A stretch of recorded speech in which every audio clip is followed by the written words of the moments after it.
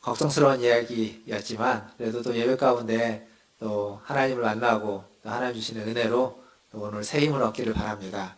그래서 다른 여러 가지 걱정, 근심들 많으시겠지만 이 시간 다 내려놓으시고 하나님께 더 집중하면서 하나님의 은혜를 사모하는 이 한 시간 되기를 바라겠습니다. 다 함께 일어나셔서 찬양하심으로 주일 2부 예배를 하나님께 드리겠습니다.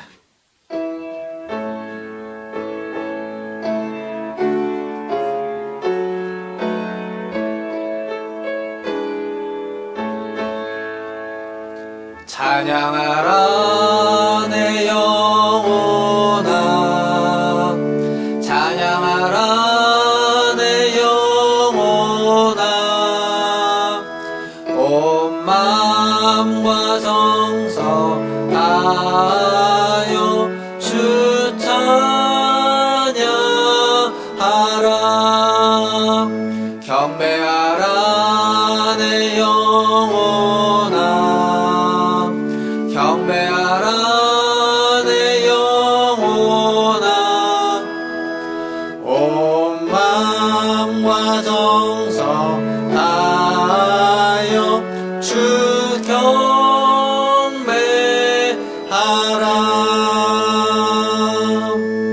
주는 나의 피난처시요 살아있는 사람들의 땅에서 나의 분깃이라. 아멘. 하나님, 우리의 피난처 되어주시는 주님, 오늘도 주의 품 안으로 나왔습니다. 매일매일 주님이 우리를 품어주시지만 또 오늘 특별히 주님 앞에 예배하고자 나왔사오니 하나님 우리를 품어주시고 우리에게 새 힘을 주시고 우리에게 새 생명을 허락하여 주시옵소서. 존귀와 찬양과 영광을 받으시기에 합당한 하나님께 예배를 드리며 우리 구주 예수님의 이름으로 기도하옵나이다. 아멘. 다 함께 교독문 62번 시편 143편 함께 교독하겠습니다. 교독문 62번 시편 143편입니다. 교독하겠습니다. 여호와여 내 기도를 들으시며 내 간구에 귀를 기울이시고 주의 진실과 의로 내게 응답하소서. 주의 종에게 심판을 행하지 마소서. 주의 눈앞에는 의로운 인생이 하나도 없나이다. 원수가 내 영혼을 핍박하며 내 생명을 땅에 엎어서 나로 죽은 지 오랜 자 같이 나를 암흑 속에 두었나이다. 그러므로 내 심령 속에서 상하며 내 마음이 내 속에서 찬양하나이다. 내가 옛날을 기억하고 주의 모든 행하신 것을 읊조리며 주의 손이 행하는 일을 생각하고 주를 향하여 손을 펴고 내 영혼이 마른 땅같이 주를 사모하나이다. 여호와여 속히 내게 응답하소서. 내 영이 피곤하니이다. 여호와여 주의 이름을 위하여 나를 살리시고 주의 의로 내 영혼을 환난에서 끌어내시고 주의 인자하심으로 나의 원수들을 끊으시고 내 영혼을 괴롭게 하는 자를 다 멸하소서. 나는 주의 종이니이다. 아멘. 사도신경으로 신앙을 고백합니다. 전능하사 천지를 만드신 하나님 아버지를 내가 믿사오며 그 외아들 우리 주 예수 그리스도를 믿사오니 이는 성령으로 잉태하사 동정녀 마리아에게 나시고 본디오 빌라도에게 고난을 받으사 십자가에 못 박혀 죽으시고 장사한 지 사흘 만에 죽은 자 가운데서 다시 살아나시며 하늘에 오르사 전능하신 하나님 우편에 앉아 계시다가 저리로서 산자와 죽은 자를 심판하러 오시리라. 성령을 믿사오며 거룩한 공회와 성도가 서로 교통하는 것과 죄를 사하여 주시는 것과 몸이 다시 사는 것과 영원히 사는 것을 믿사옵나이다. 아멘. 다 함께 앉으셔서 540장 찬양하겠습니다.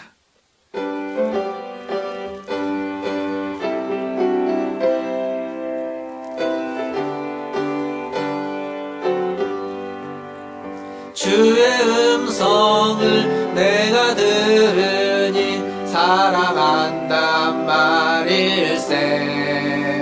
믿는 마음으로 주께 가오니 나를 영접하소서. 내가 매일 십자가 앞에 더 가까이 가오니 구세주의 흘린 보배 피로써 나를 정케 하소서. 주여 넓으신 은혜 베푸사 나를 받아주시고 나의 품은 뜻 주의 뜻같이 되게 하여 주소서. 내가 매일 십자가 앞에 더 가까이 가오니 구세 주의 흘린 보배 피로써 나를 정케 하소서. 주의 보좌로 나아갈 때에 어찌하니 기쁠까. 주의 얼굴을 항상 배우니 더욱 친근합니다. 내가 매일 십자가 앞에 더 가까이 가오니 구세 주의 흘린 보배 피로써 나를 정케 하소서. 우리 구주의 넓은 사랑을 증량할 자 없으며 주가 주시는 참된 기쁨도 헤아릴 수 없도다. 내가 매일 십자가 앞에 더 가까이 가오니 구세 주의 흘린 보배 피로써 나를 정케 하소서. 아멘.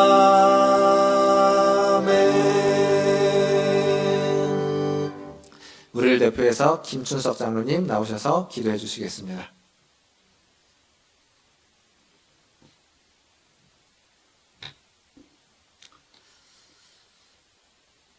존귀와 영광을 홀로 받으시기에 합당하신 하나님 아버지, 오늘도 거룩한 주일을 허락하여 주셔서 우리 사는 성도들이 설레는 마음을 가지고 하나님을 만나러 이곳에 왔습니다. 하나님 아버지, 저희들이 두 눈을 감고 마음의 무릎을 꿇어싸우니 아버지 하나님의 저희들이 드리는 예배를 받으시고 저희들에게 은혜를 베풀어 주시옵소서. 아버지 하나님의 힘들고 어려운 시기를 지나고 있습니다. 그렇지만 우리 하나님께서 저희들을 눈동자같이 지키시고 인도하여 주셔서 이 시간에도 하나님 앞에 나와서 예배를 드립니다. 진심으로 우리 하나님 앞에 감사함을 드립니다. 아버지 하나님의 저희들이 세상에 살아가면서 하나님의 자녀임에도 불구하고 하나님의 영광을 가리우며 믿음을 지키지 못하고 살았을 때가 너무나도 많이 있었음을 하나님 고백합니다. 아버지 하나님의 저희들의 죄악을 용서하여 주시옵소서.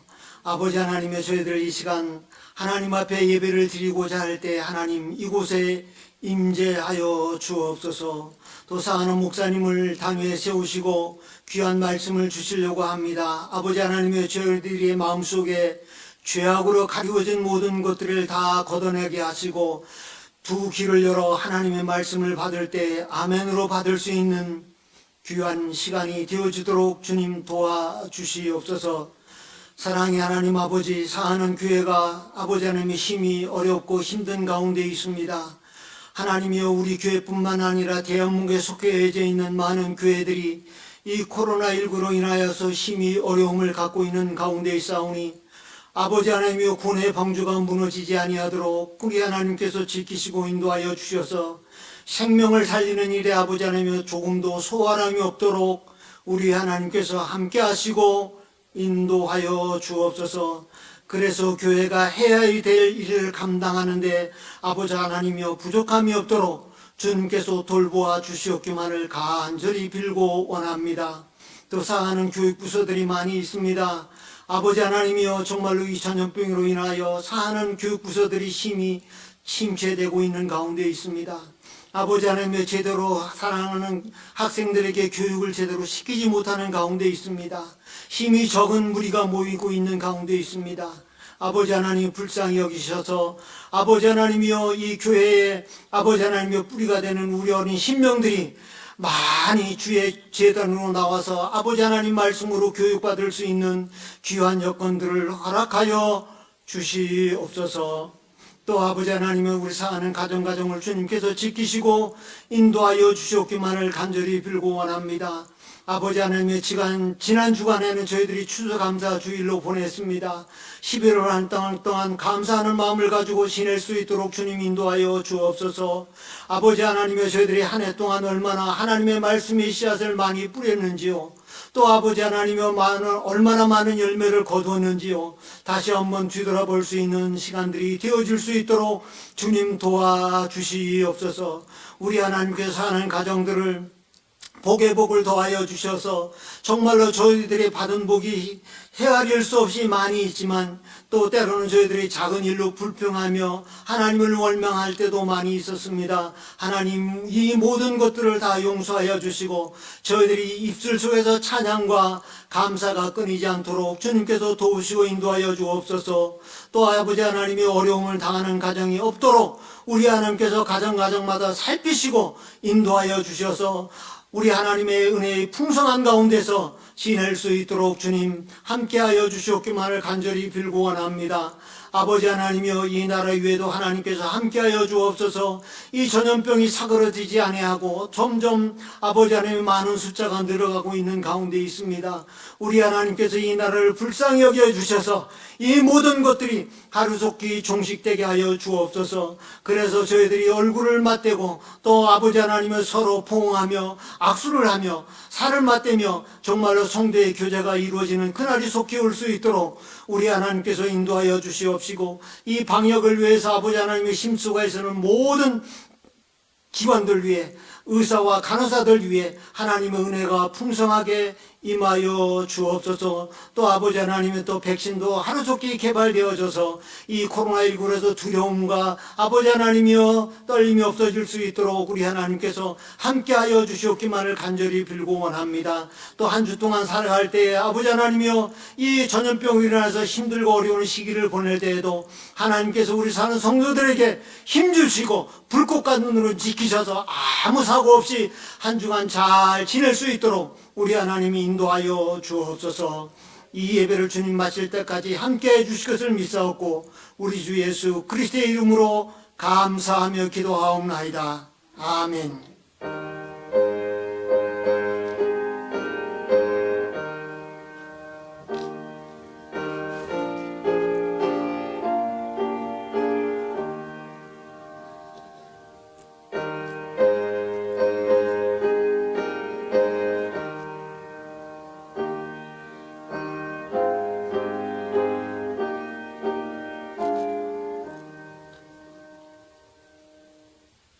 다 함께 찬양 한 장 하겠습니다. 21장 함께 찬양하겠습니다. 1절, 2절 하시고 간주하시고 3절 하겠습니다.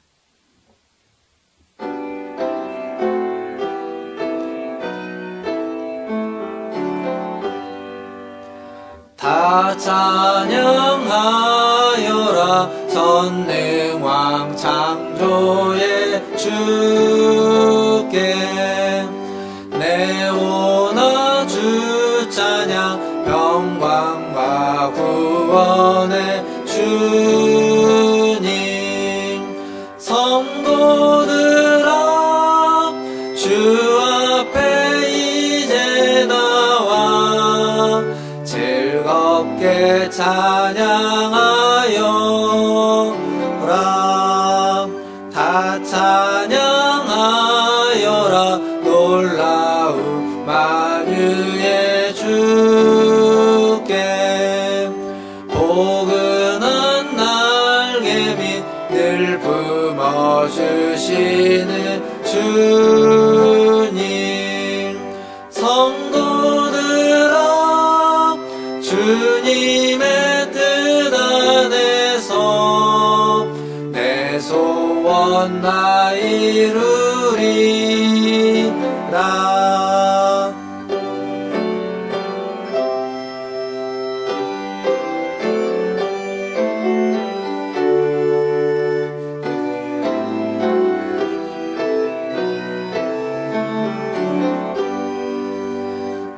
찬양하여라 온몸과 마음을 바쳐 이 세상 만물이 주 앞에 다 나와 찬양 성도들아 기쁘게 소리 높여 영원히 찬양하여라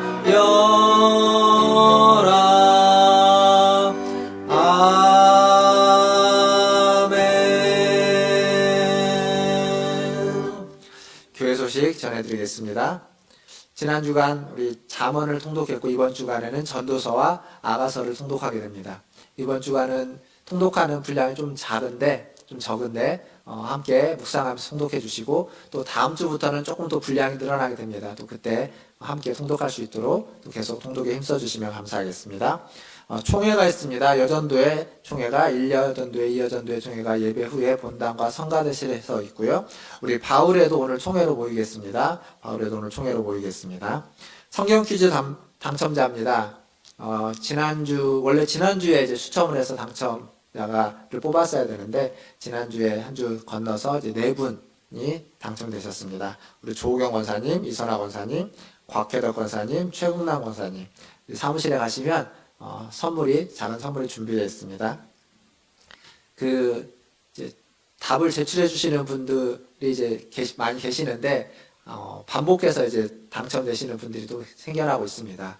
계속 제출해 주시면 당첨되지 않은 분들도 또 당첨되는 기회가 있을 거라고 생각합니다. 성경 퀴즈에 답을 많이 제출해 주시면 감사하겠습니다. 그리고 주보에 없는데 이제 연말입니다. 연말이어서 그 각 기관들 이제 회계장부를 좀 정리하셨다가 12월이 되면 12월 13일까지인가요? 그때까지 제출해 주시면 감사하겠습니다. 미리미리 회계장부 정리해 주시고 준비해 주시면 감사하겠습니다. 확진자들이 계속 늘어나고 있어서 방역에 좀 힘써야 될 것 같습니다. 아무래도 가까이에 들어오고 있기 때문에 우리가 서로 좀 조심하고 주의하면 게 필요할 것 같습니다.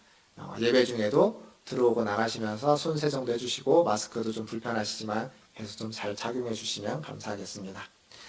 이제 하나님 말씀 보겠습니다. 오늘 우리에게 주시는 하나님 말씀은 로마서 3장 9절에서 20절까지 말씀입니다. 로마서 3장 9절에서 20절까지의 말씀 한 절씩 교독하도록 하겠습니다. 제가 먼저 9절 읽겠습니다. 그러면 어떠하냐? 우리는 나으냐? 결코 아니라. 유대인이나 헬라인이나 다 죄 아래 있다고 우리가 이미 선언하였느니라. 깨닫는 자도 없고 하나님을 찾는 자도 없고 다 치우쳐 함께 무익하게 되고 선을 행하는 자는 없나니 하나도 없도다. 그들의 목구멍은 열린 무덤이요 그 혀로는 속임을 일삼으며 그 입술에는 독사의 독이 있고 그 발은 피 흘리는데 빠른지라. 평강의 길을 알지 못하였고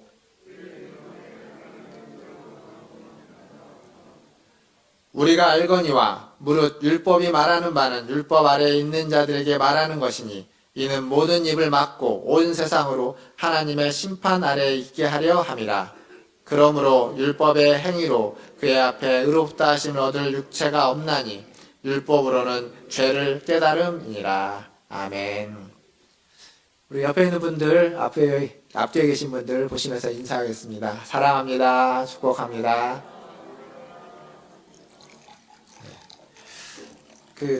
코로나 확진자가 계속 늘어나고 있는데 가까이 학교에서 코로나 확진자들이 생겼습니다. 학생과 또 이제 외부에서 강사로 오는 선생님 중에 확진자가 생겨서 아무래도 이제 조심을 해야 되겠죠. 우리의 일상 가운데 있습니다. 다행인 것은 아직까지 학생들과 교직원들 가운데 이제 검사를 받으신 분들 중에 양성이나 확진자가 아직까지 보고된 건 없습니다. 제가 알고 있는 바로는 없는데 그래서 큰 문제가 없을 거라고 생각은 되지만 그럼에도 불구하고 좀 조심하고 좀 주의하는 게 필요할 것 같습니다. 날씨가 추워져서 이 독감하고 또 함께 결부될까 봐 걱정인데 그거에도 또 주의해 주시고 건강 조심하시길 바라겠고요. 오늘 말씀을 시작하면서 여러분 이제 가보셨을 리는 없지만 사법기관이 있죠. 우리나라 사법제도가 있습니다. 우리나라 사법제도는 법원을 의미하는데 이 사법제도의 가장 중요한 핵심이 있다면 삼심제라는 겁니다. 즉 재판을 3번 받을 수 있다라는 거죠. 그러니까 경찰이 수사를 하고 검찰이 기소를 합니다. 그러면 이제 법원에서 재판을 받게 되는데 그 첫 번째 재판을 받았을 때 그 재판의 결과에 내가 승복하지 못하면 그 결과를 용납할 수 없거나 받아들일 수 없을 때 불복하는 거죠. 그러면 이제 항소를 하게 됩니다. 그럼 이제 두 번째 재판이 고등법원에서 재판이 있게 되죠. 그래서 또 재판이 이루어지고 또 그 재판의 결과가 나왔는데 그 결과를 또다시 승복하지 못할 때, 그것에 만족하지 못할 때에는 한 번 더 재판을 요청할 수 있습니다. 항고한다고 하는데 그렇게 되면 이제 대법원에 가서 재판을 한 번 더 받게 되죠. 그 대법원에서 하는 재판에서 이제 최종적으로 나오는 판결문, 그것이 최종 판결문이라고 해서 더 이상 이제 재판은 있지 않습니다. 그 최종 판결문과 같은 것이 오늘 우리가 보고 있는 이 로마서 3장 오늘 읽은 본문입니다. 사실 보통 사람은 이런 재판을 많이 경험해 볼 일이 없습니다. 이건 경험을 많이 안 하는 게 좋겠죠. 이런 경험은. 그런데 지금 우리 시대엔 그렇지만 로마 시대에는 이 법원에서 재판하는 것이 그들 가운데 굉장히 큰 일상 중에 하나였습니다. 재판을 이렇게 어떤 재판정이라는 곳에 가지 않고 굉장히 공개적으로 아주 재판을 해서 많은 사람들이 재판을 쉽게 보고 쉽게 경험하고 또 재판에서 쓰는 용어들을 아주 쉽게 이해할 수 있었던 시대가 로마 시대입니다. 사실 우리는 그렇지 않습니다. 우리는 재판이 굉장히 익숙하지 않아서 재판정에서 쓰는 어떤 용어나 이런 표현들을 잘 모르는 게 훨씬 많습니다.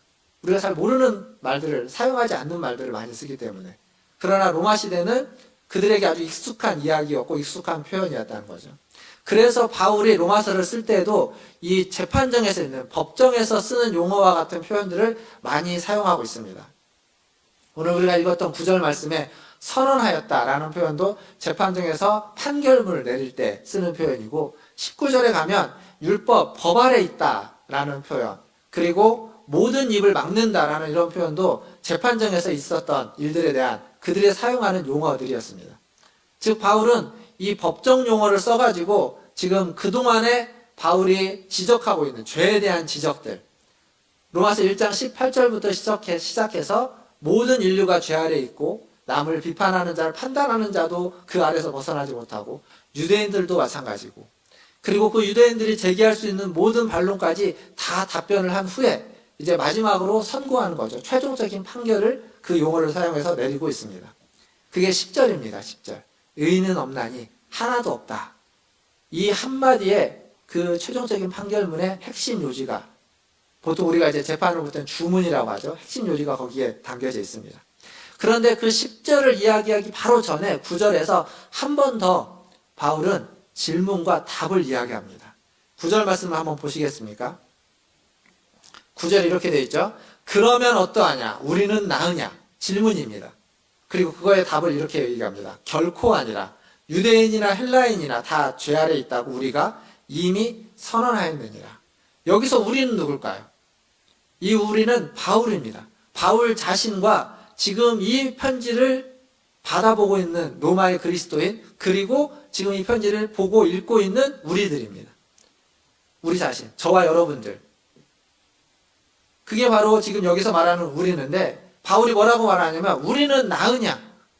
우리는 앞에서 계속 죄를 지적해온 그들보다 우리는 괜찮으냐? 라고 이야기하고 있는 거죠. 묻고 있는 겁니다. 그리고 대답하는 거죠. 결코 아니라. 이방인이나 헬라인이나 모든 사람이 다 죄 아래 있다고 이미 선언했는데 거기에서 나도, 여러분도, 우리 모두가 예외가 아니라는 겁니다. 사실 다른 사람의 죄를 지적하는 건 그렇게 어렵지 않습니다. 우리는 잘 모르는 사람도 이렇게 잠깐 만나보면 그 사람의 장단점을 쉽게 파악하고 저 사람은 저래서 안 돼 라고 아주 쉽게 파악할 수 있는 능력자들입니다. 그런데 그 능력이 자기 자신에게는 발휘되지 않습니다. 남의 문제는 잘 지적하지만 정작 자신의 문제는 잘 모르는 경우가 많습니다. 아니 알더라도 그 문제 가운데서 나는 예외시키고 열애시킵니다. 그리고 열애가 안 된다면 그래도 저 사람보다는 내가 좀 더 나은 사람이라고 생각하고 있습니다. 자기의 잘못을 인정하는 건 쉬운 일이 아닙니다. 굉장히 어렵습니다. 그런데 오늘 본문에 보면 바울이 그것을 하고 있습니다. 그러면 어떠하냐? 우리는 나으냐? 우리는 저들보다 괜찮냐? 결코 아니라 똑같다는 겁니다. 그들보다 더 낫다라고 생각하지 않는 겁니다. 그러니까 지금 바울이 계속 죄를 지적하고 있죠. 이래서 죄고 너희는 이래서 문제다라고 지적하고 있는데 그것은 내가 너희보다 좀 낫기 때문에 지적하는 것이 아니라 나도 똑같은 죄인이지만 나도 너희와 똑같지만 그럼에도 불구하고 하나님이 그것을 하라고 하셨기에 하는 거다라고 하는 거죠. 바울은 자기 자신을 뭐라고 생각했는지 아십니까? 우리가 잘 아는 표현이 있죠. 바울이 자기 자신을 가리켜서 죄인 중에 괴수라고 했습니다. 죄인 중에 괴수. 하나님의 심판을 받아도 100번, 1000번 더 넘게 받아야만 하는 나쁜 사람, 죄수라는 것을 그는 알고 있었습니다. 사도행전에 보면 그 바울의 행적을 쭉 살펴보다 보면 얼마나 바울이 하나님 앞에서 큰 죄를 저질렀는지 알 수 있습니다. 그런데 죄인 중에 괴수이지만, 아니 죄인 중에 괴수이기 때문에 죄가 얼마나 심각하고 얼마나 크고 얼마나 무서운 건지를 그는 아는 겁니다. 그래서 이야기하고 있는 겁니다. 죄가 무엇인지 알고 그 죄 앞에 우리가 얼마나 연약하고 미천한 존재인지를 그는 알기에 그것을 지적해주고 있는 거죠. 삼국지를 아시죠? 삼국지를 우리가 읽어보지 않았어도 삼국지에서 얘기하는 많은 그 이야기 중에 우리가 잘 아는 표현이 하나 있습니다. 그게 뭐냐면 지피지기면 뭐라고요? 백전백승이다. 삼국지에 있는 얘기죠. 근데 엄밀하게 보면 삼국지에는 그렇게 표현되어 있지는 않습니다. 삼국지에는 지피지기면 백전불태요, 지지지천이면 백전백승이라 이렇게 되어 있습니다. 그 두 개를 합쳐서 얘기를 하는 건데, 그 지피지기라는 말은 무슨 의미냐면 적을 알고 나를 알면이라는 겁니다.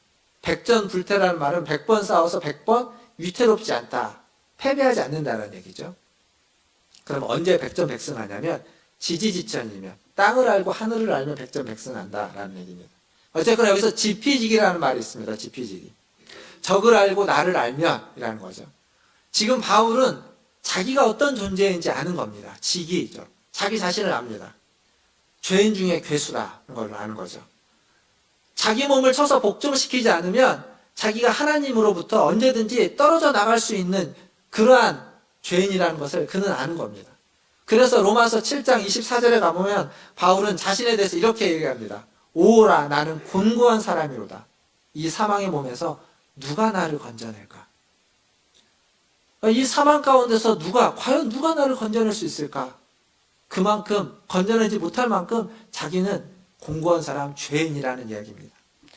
즉 무슨 얘기냐면 바울은 지금 남에 대한 얘기를 지적하고 있고 너희들의 죄를 지적하고 있지만 바울은 끊임없이 남만이 아니라 자기 자신을 돌아보고 있고 자기 자신에 대해서 더 엄격하게 기준을 적용하고 있다는 겁니다. 이 오라, 나는 공고한 사람이로다. 이 사망의 몸에서 누가 나를 건져낼까? 이건 바울의 아주 처절한 고백입니다. 그리고 바울의 절망이라고도 이야기할 수 있습니다. 누구보다도 잘 아는 거죠. 자기 속에 선이 없다는 것을. 로마서 7장에 가보면 바울은 계속 반복해서 이야기합니다. 내 속에 선을 행하고자 하지만 그 선을 행하지 못하게 하는 악이 함께 있다는 것을. 그래서 그 악이, 그 죄가 그 악을 행하게 하고 그 두 법이 싸우는데 그 두 법의 싸움 가운데서 그가 항상 악에게, 죄의 법에 지고 있다는 것을 그는 아는 겁니다. 그래서 공고한 사람이라고, 죄인 중에 괴수다라고 이야기하고 있습니다. 사랑하는 성도 여러분, 여러분은 바울과 같은 이런 처절한 고백이 있으십니까? 내 인생이 안 풀리고 어떤 어려움이 있고 환란이 있어서 그래서 처절하게 절망하는 것이 아니라 내 안에 있는 죄로 말미암아서 내 안에 있는 그 연약함 때문에 선을 행하고자 하지만 선을 행하지 못하게 막는 그 죄악이 내 안에 있는 것을 보면서 절망하고 낙심하고 처절하게 몸부림친 적이 있으십니까? 그것이 없다면, 그것이 없기 때문에 우리는 하나님의 은혜가 그렇게 크게 다가오지 않는 겁니다. 그것이 있을 때에 그런 나에게 베풀어 주신 하나님의 은혜가 훨씬 더 크고 훨씬 더 빛나고 훨씬 더 의미 있게 다가오게 되는 거죠. 하나님 앞에서 무너진 경험. 내 인생이 잘 안 풀려서 무너지는 것이 아니라 내 인생이 잘 풀리는 것과 상관없이, 아니 인생이 너무 잘 풀리다 보니까 하나님 앞에서 내가 죄인이라는 사실을 망각하고 하나님을 두려워하지 않음으로써 내 연약함을 깨닫고 나의 그 죄악됨을 깨달아서 무너지는 경험. 그 경험이 우리에게 필요합니다. 사실 성경에 많은 인물들이 있습니다. 하나님의 위대한 사람들이 있습니다. 그런데 그들도 다 이런 경험들을 합니다. 다윗이 훌륭한 하나님의 대리자이자 왕이었지만 하나님의 마음에 합한 자라고 불려지지만 그도 한순간에 그 죄악에 그 간음으로 말미암아서 무너져 버렸습니다. 솔로몬처럼 이 땅에 지혜 있는 자가 없다고 말하지만 그 지혜도 그가 노년에 들어갔을 때에는 다 힘을 발휘하지 못했습니다. 그냥 한순간 무너져서 타락하고 그의 말년은 그렇게 아름다운 모습이 아니었습니다. 그뿐만 아닙니다.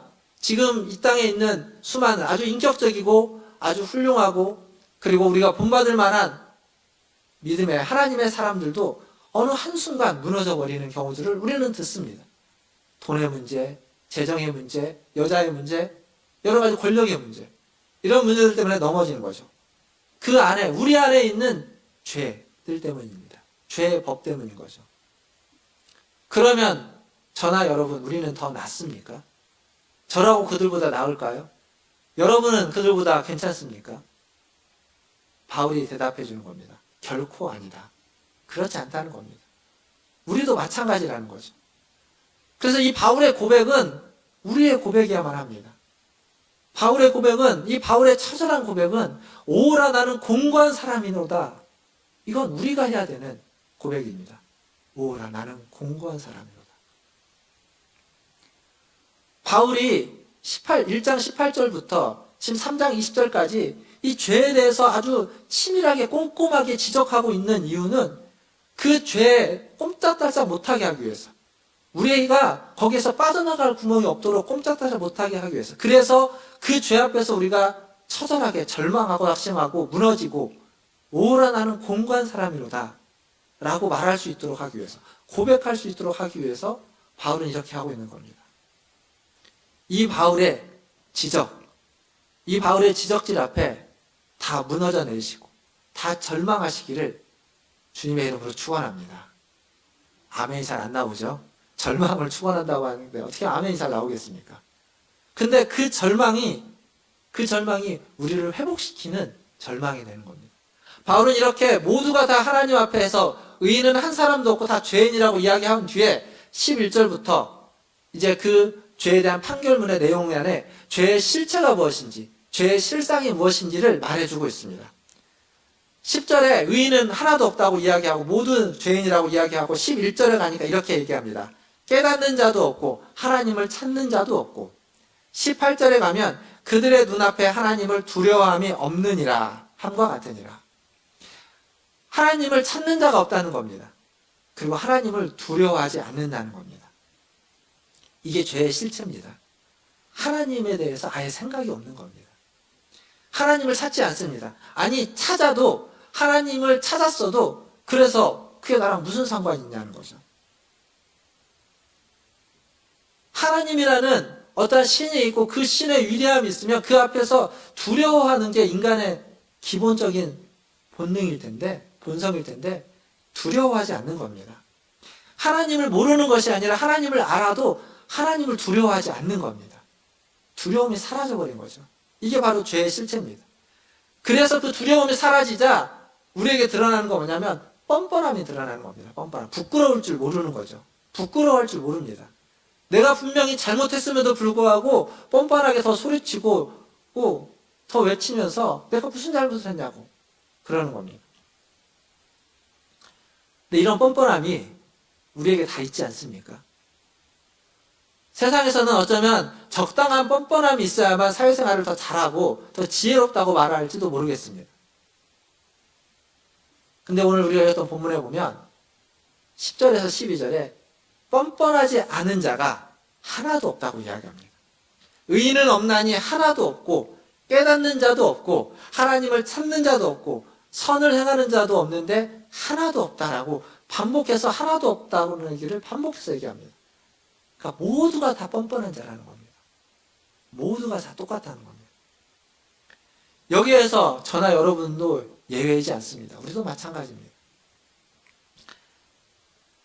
꽤나 괜찮은 사람, 꽤나 주님을 잘 믿고 주님을 잘 따라오고 성실하게 살았던 사람이라는 생각을 우리의 마음속에서 싹 지워야 됩니다. 하나님의 최종적인 판결은 아니라는 겁니다. 결코 그렇지 않다라는 거죠. 에릭 프롬이라는 사람이 현대사회를 이야기할 때 세 가지 단어를 얘기했습니다. 하나는 적대감, 그리고 불신감, 그리고 도구화. 이걸 쭉 이어서 설명해 보면 이런 겁니다. 우리는 서로를 적대합니다. 저 사람이 좀 못해야 내가 좀 더 나아지고, 믿고 따르고 함께 가기보다는 적대감을 갖고 살아갑니다. 그러다 보니까 서로를 믿지 못하는 거죠. 불신하는 겁니다. 저 사람이 저렇게 잘 했을 거라고 믿지 않습니다. 내 눈에 보여지고 내 손에 들려지고 내가 알기 전까지는, 상대방에 대해서 내가 수용하기 전까지는 믿지 않는 마음이 있습니다. 잘 할 거라는, 열심히 할 거라는, 최선을 다할 거라는 생각을 하지 않습니다. 우리는 믿지 않는 겁니다. 그러다 보니까 어떤 사람이 내 옆에 있으면 그 사람을 나의 이익을 위해서, 유익을 위해서 도구로 전락시켜버리는 경우들이 많습니다. 왜 이렇게 될까요? 하나님을 두려워하지 않아서 뻔뻔하기 때문에 사람을 도구로 만들어버립니다. 나를 위해서 일하는 도구로, 나를 위해서 뭔가 유익을 끼쳐야 하는 도구로 전락시켜버리는 거죠. 우리에게 필요한 건 하나님에 대한 두려움을 회복하는 겁니다. 하나님이 무서운 줄 알아야 됩니다. 다른 말로 바꾸면 성경에 경외심이라고 이야기하죠. 하나님에 대한 경외심이 회복되어야만 합니다. 우리의 신앙을 점검함에 있어서 나의 신앙이 바르게 되어 있는지 안 되어 있는지를 확인하는데, 주일 예배를 내가 빠지지 않고 잘 드리느냐 아니냐, 내가 신앙생활을 함에 있어서 말씀을 읽고 기도 생활을 빠지지 않고 잘하고 있느냐 아니냐 보다 더 중요한 건 내 마음에 하나님에 대한 두려움이 얼마나 있느냐입니다. 내가 주일을 빠지지 않고 예배를 잘 드리고 있고 말씀도 잘 읽고 기도 생활도 잘하고 다른 걸 다 잘하는데 하나님이 하나도 두려운 분으로서 경외심이 없다면, 그렇다면 그 신앙은 그냥 종교 생활을 열심히 하는 것에 지나지 않을지도 모릅니다. 언제 떨어져 나갈지 모르는 신앙일 겁니다. 그것보다 더 중요한 것, 종교 생활보다 훨씬 더 중요한 것은 하나님에 대한 두려운 마음이 우리 안에 깊이 있어야 됩니다. 출애굽기에 보면 산파들이 등장합니다. 애굽에서 가장 두려운 존재는 바로였습니다. 바로의 말은 신의 말이었습니다. 근데 그 두려운 신의 말을 어긴 사람들이 있습니다. 산파들이죠. 히브리 산파들. 태어난 아이를, 남자아이는 모두 죽이라고 하는 그 말을 어겼습니다. 왜요? 성경을 보십시오. 하나님을 두려워하여 라고 적혀져 있습니다. 바로보다, 그 시대의 신과 같은 바로보다 하나님이 그들은 더 두려웠던 겁니다. 바로의 말을 어기면 죽을 수 있습니다. 근데 죽는 것보다 하나님이 더 두려웠기 때문에 죽음을 불사하고서라도 바로의 말을 어겨서 아이를 살려는 겁니다. 사랑하는 성도 여러분, 하나님에 대한 두려움을 회복하시기를 주님의 이름으로 축원합니다. 우리의 신앙에서 이 두려움만 회복된다면 다른 어떤 것은, 우리가 부족하다고 하는 모든 것들은 그것 하나로 충분히 다 커버될 수 있습니다. 하나님에 대한 두려움, 경외심이 회복되는 저와 여러분 되시기를 주님의 이름으로 축원드립니다. 근데 이 경외심이 없는 자들, 타락한 자들에 대한 타락상이 13절부터 쭉 나옵니다. 13절부터 보시면 목구멍은 열린 무덤이라고 되어 있죠. 혀로는 속임을 일삼고 입술에는 독사의 독이 가득하고 그 입에는 저주와 악독이 가득하다라고 적혀 있습니다. 목구멍, 혀, 입술, 입, 이게 다 뭐냐면 우리의 말, 우리의 언어 생활에 대한 비유적인 표현입니다. 목구멍은 열린 무덤이다. 무덤이 열렸습니다. 그럼 그 안에 뭐가 있을까요? 시체가 있겠죠. 오래됐으면 썩는 시체일 겁니다. 냄새가 나겠죠. 그러니까 목구멍은 열린 무덤이라는 말은 우리의 입에서 나오는 것들이 다 냄새나는 악취와 같은 것들이라는 이야기입니다. 비유적으로 말해주는 거죠. 혀는 속임을 일삼는다. 입만 열면 거짓말한다는 얘기입니다. 재밌는 건 이 거짓말을 연구한 학자들이 있습니다. 그 연구한 학자들의 리서치 결과를 보면 인간은 10분에 3번씩 거짓말을 한답니다. 또 어떤 사람을 연구해 보면 하루에 200번 이상 거짓말을 한다고 합니다. 여러분은 이 예배 드리는 1시간 동안 아마 거짓말을 안 하시겠죠? 말을 안 하시니까. 근데 저는 말을 하죠. 저는 몇 번이나 거짓말을 할까요? 설교하는 30분 동안 한 10번은 거짓말을 한다는 얘기입니다. 그러니까 그래서 제 설교를 잘 걸러서 들어야 됩니다. 거짓말이 있을 수도 있으니까. 이 얘기는 뭐냐면 그만큼 우리는 거짓말을 일삼고 있다. 애쓰지 않아도 자연스럽게 거짓말이 나오는 겁니다. 이유가 다 있겠죠. 당황해서 순간 뭔가 어찌어찌 해서 하다 보니까. 근데 어쨌거나 그 거짓말이 너무 일상화되어 있고 자연스럽게 우리는 거짓을 일삼는 사람이라는 이야기입니다. 이뿐 아닙니다. 입술에는 독사의 독이 있고 그 입술에서 나오는 그 말이 독이라는 겁니다. 독. 잠언 18장 21절에 보니까 이런 말씀이 있습니다. 죽고 사는 것이, 저 아까 1부 때도 틀렸는데도 똑같은 거 하나요? 18장 21절입니다. 죽고 사는 것이 혀의 힘에 달렸나니. 죽고 사는 것이 혀의 힘에 달렸다는 겁니다. 집회서라고 하는 외경이 있습니다. 그 천주교에서 보는 공동번역 성경에는 있는 집회서라는 외경에 보면 28장 18절에 이런 말이 있습니다. 칼에 맞아 죽은 사람이 많지만 혀에 맞아 죽는 사람은 더 많다. 그러니까 말이, 입이 사람을 죽인다는 겁니다. 바울이 이 언어에 대한 부분을 왜 이렇게 많이 이야기하냐면 창세기에 보면 하나님의 심판이 2번 임합니다. 2번. 한 번은 노아의 홍수, 물로 하는 심판이 있죠.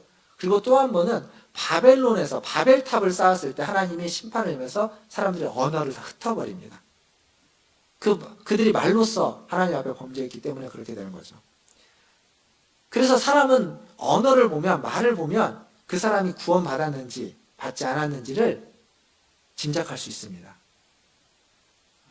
예수님도 그런 얘기 했습니다. 마태복음 12장에 보면 12장 34절에서 37절에 보면 이런 말씀이 있습니다. 제가 읽어보겠습니다. 잘 보십시오. 독사의 자식들아, 너희는 악하니 어떻게 선한 말을 할 수 있느냐? 이는 마음에 가득한 것을 입으로 말함이라. 선한 사람은 그 쌓은 선에서 선한 것을 내고 악한 사람은 그 쌓은 악에서 악한 것을 내느니라. 내가 너희에게 이르노니 사람이 무슨 무익한 말을 하든지 심판날에 이에 대하여 신문을 받으리니 내 말로 의롭다함을 받고 내 말로 정죄함을 받으리라. 그럼 말로써 하나님 앞에서 심판받는다는 겁니다. 우리의 말로써 우리의 구원에 대해서 우리가 은혜 받은 자인지 아닌지를 알 수 있다는 겁니다. 그러니까 우리의 신앙, 그리고 우리의 신앙의 성숙도는 우리의 말, 우리의 언어에 달렸다는 거죠.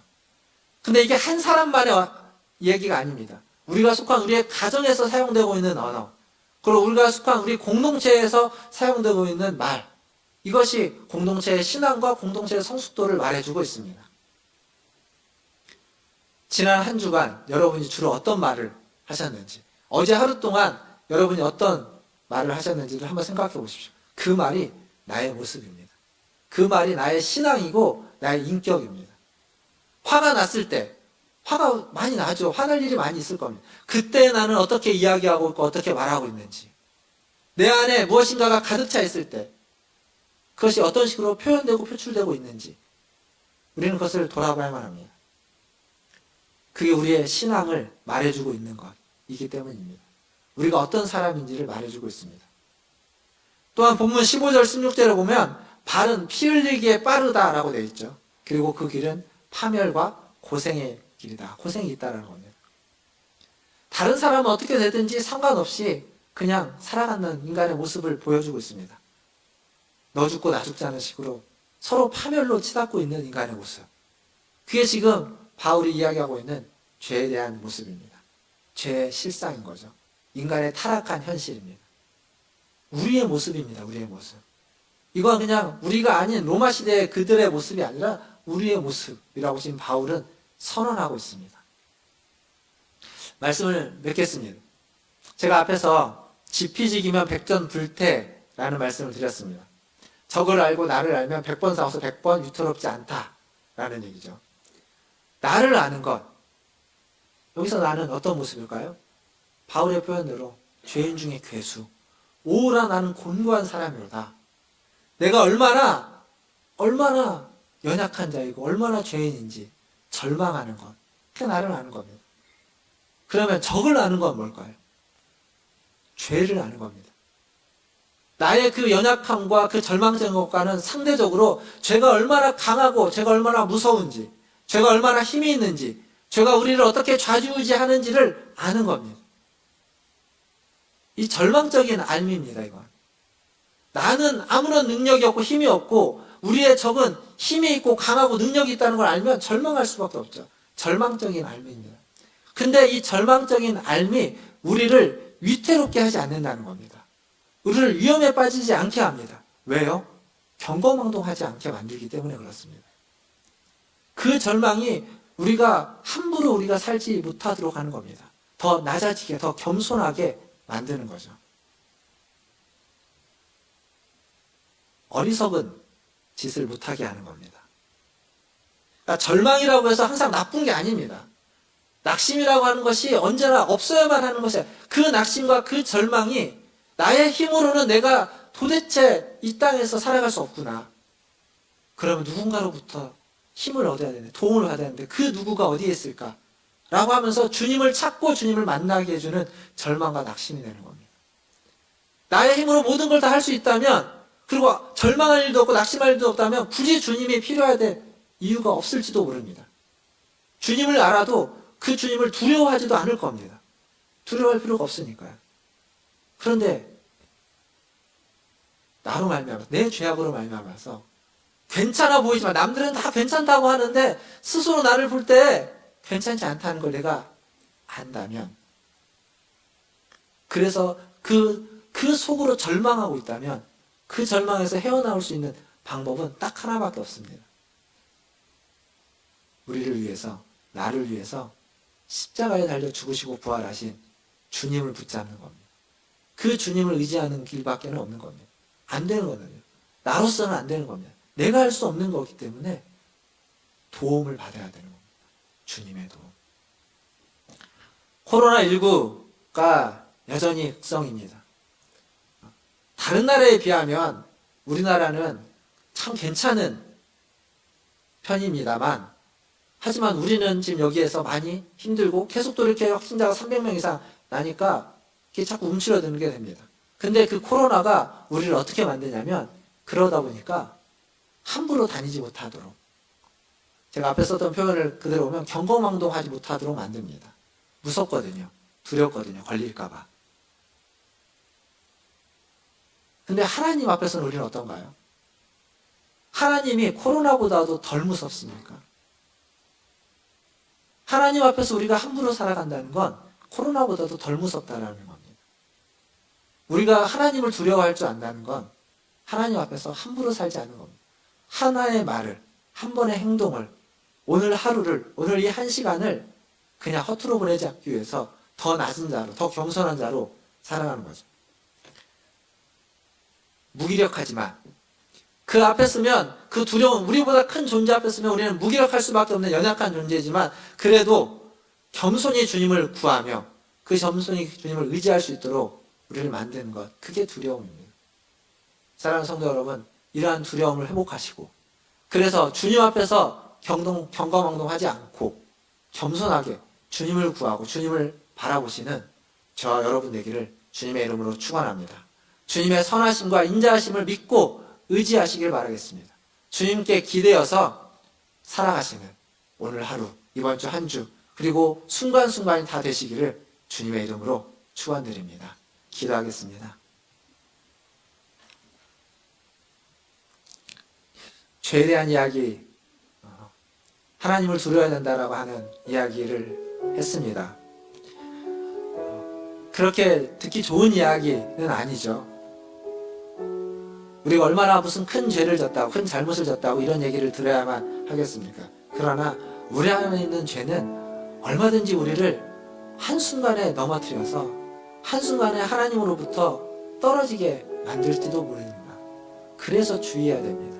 그래서 더 하나님을 의지해야 되고, 나 자신이 얼마나 연약하고 얼마나 죄인인지를 깨달아 알아야만 하는 겁니다. 시간 기도하실 때 하나님을 두려워하는 마음을 제게 회복시켜 주시옵소서. 하나님을 경외하는 마음을 되게 회복시켜 주시옵소서. 내가 얼마나 연약한 자인지 알고 죄를 무서워하고 그 죄를 이기기 위해서 주님 앞에 더 나아가는 제가 되게 해주십시오 라고 기도하시고, 또 코로나19 얘도 우리가 극복해낼 수 있도록 함께 한 마음으로 온 인류가, 우리나라가 극복해갈 수 있기를 위해서 우리 같이 한 목소리로 2, 3분 정도 기도하겠습니다. 기도합니다. 하나님, 이 시간 하나님 앞에 하나님 나와 예배하며 할 수 있겠습니다.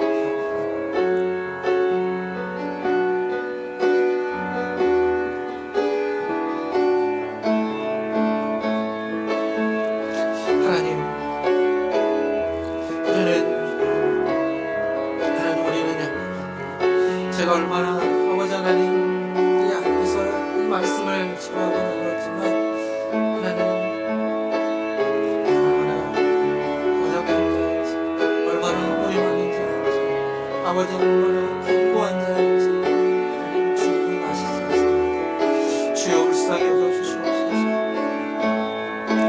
제가 그런 자에게 이 자리에 주님을 의지할 수밖에 없었습니다.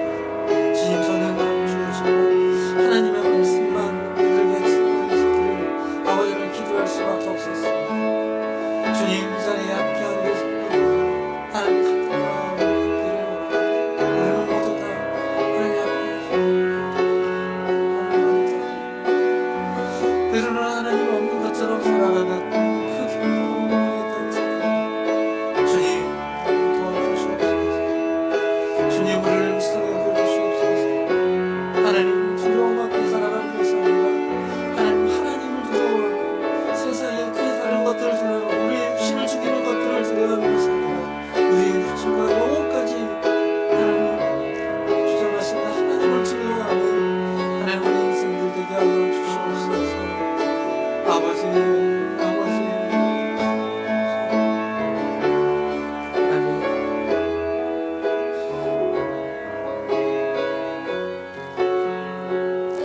하나님,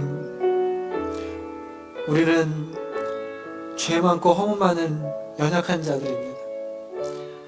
하나님, 이 자리에서 이 말씀을 나눈 저 또한 하나님 마찬가지입니다. 얼마나 허물이 많고 얼마나 죄가 많고 얼마나 흠이 많은지 하나님 제가 알고 주님이 아십니다. 주님 우리를 불쌍히 여겨 주시옵소서. 하나님을 두려워하는 자로 살아가게 하여 주시옵소서. 하나님을 알지만 하나님 그냥 내 마음과 뜻대로 살아가는 자가 아니라 우리의 육신을 죽이는 것을 두려워하는 자가 아니라 우리의 육신만이 아니라 우리의 영혼까지 책임지시고 감당하시고 만지시고 살리실 수 있는 하나님을 두려워하는 자로 하나님 살아가게 하여 주시옵소서. 그래서 이 세상에서 주님이 주신 나를 살아갈 때 하나님 세상을 두려워하지 않고 하나님을 두려워하며 그 하나님 앞에서 더 겸손한 자로 그 주님만 의지하는 자로 살아갈 수 있는 우리 모든 성도들 되게 하여 주시옵소서. 코로나가 하나님 여전히 아버지 하나님 확산일로에 있습니다. 날씨가 추워지면서 더 코로나가 아버지 하나님 창궐해 가고 있습니다. 주님 불쌍히 여겨 주시옵소서. 하나님 이 코로나를 이겨내는 것이 하나님 우리의 힘만으로 될 수 없다면 주님의 도우심, 주님의 은혜, 주님의 능력이 하나님 이 코로나를 이겨내는 모든 노력들 속에 임하기를 간절히 기도합니다. 하나님 방역에 그리고 치료에 그리고 백신과 치료제를 개발하는 모든 연구에 그리고 코로나를 견뎌내고 있는 모든 이들의 삶 속에 하나님의 은혜가 하나님의 능력이 임하기를 간절히 소원합니다. 하나님 도와주시옵소서. 감사하며 예수님의 이름으로 기도하옵나이다. 아멘. 이 시간 210장 찬양하시면서 준비하신 예물 하나님께 드리겠습니다.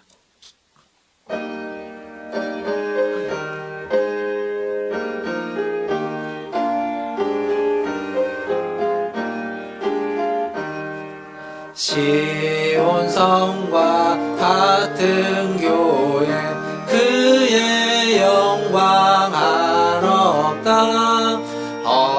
허락하신 말씀 친히 세웠다. 반석 위에 세운 교회 흔들 자가 누구랴. 모든 원수 에워싸도 아무 근심 없도다. 생명샘이 솟아나와 모든 성도 마시니 언제든지 흘러넘쳐 부족함이 없도다. 이런 물이 흘러가니 목마를 자 누구랴. 주의 은혜 풍족하여 넘치고도 넘친다. 주의 은혜 내가 받아 시온 백성 되는 때 세상 사람 비방해도 주를 찬송하리라. 세상 어때 모든 영광 아침하게 같으나 주의 자녀 받을 복은 영원. 다 함께 일어나셔서 3절 한 번 더 찬양합니다. 주의 은혜 내가 받아 시온 백성 되는 때 세상 사람 비방해도 주를 찬송하리라. 세상 어때 모든 영광 아침하게 같으나 주의 자녀 받을 복은 영원 무궁하도다.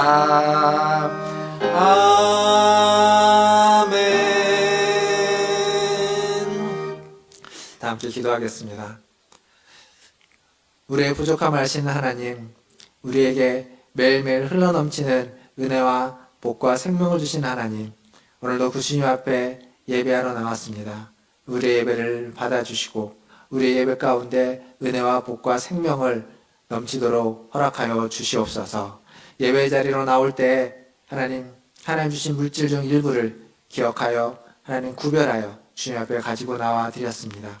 이 예물이 쓰이는 곳마다 하나님의 은혜가 지게 하시고 하나님을 두려워하는 역사들이 일어나게 하여 주시옵소서. 하나님 또한 예물을 드린 그 손길과 하나님 그 인생에도 주님 항상 함께하여 주셔서 하나님을 경외하며 하나님과 날마다 동행하며 하나님만을 의지하며 살아가는 인생 되게 하여 주시옵소서. 나의 힘과 나의 손과 나의 노력으로 세상을 살아가는 것이 아니라 주님을 의지하고 주님을 기대며 주님의 선하심과 인자하심을 구하며 살아가는 그 인생길 다 되도록 은혜 베풀어 주시옵소서. 그래서 하나님 우리의 영혼과 우리의 생명과 우리의 모든 것을 하나님 주장하시는 그 하나님 앞에 우리의 모든 것을 맡겨드리고 살아가는 우리 모든 인생이 되게 하여 주시옵소서. 모든 것을 주님께 의탁하며 지금은 우리를 죄에서 구원하여 주신 우리 구주 예수 그리스도의 은혜와 하나님 우리 아버지의 크신 사랑하심과 성령 하나님의 위로교통 충만케 하시니 오늘 주님 앞에 나와 주님을 예배하며 하나님을 두려워하고 하나님을 경외하기를 기도하고 다짐하고 간구하는 고개 숙이 문화준예일교회 성도들 위해와 그들의 자녀손들과 가정과 직장과 일터 위에 주의 복음을 들고 사역하는 선교사님들과 사역자들 위해 코로나19를 퇴치하기 위해서 애쓰는 방역당국과 의료진들과 연구진들 위해 그리고 확진자들과 그의 가족과 희생자들 위해 이제로부터 영원토록 함께 있을지어다. 아멘.